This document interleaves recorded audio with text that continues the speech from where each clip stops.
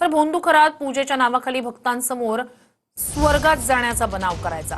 जासूद यांच्या खर्चातून खरात ग्रीनलँड या देशात गेला होता। ग्रीनलँडमध्ये जात असतानाच स्वर्गात जात असल्याचं सांगितलं होतं। राजेंद्र जासूद यांच्या एफआयआर मध्ये ही माहिती समोर येते।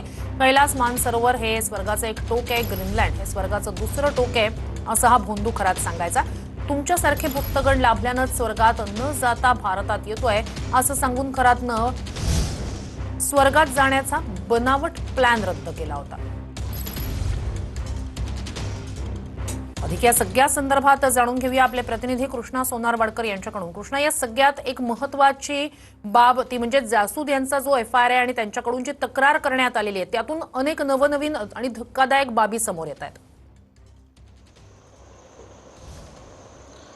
श्रुती, खरं तर भोंदू अशोक खरातनं ज्या स्वतःच्या भाविकांची फसवणूक केलेली आहे त्यांच्याकडनं जे काही जबाब येत आहेत त्यामध्ये अनेक हास्यास्पद दावे अशोक खरातनं केल्याचं पाहायला मिळतं आहे।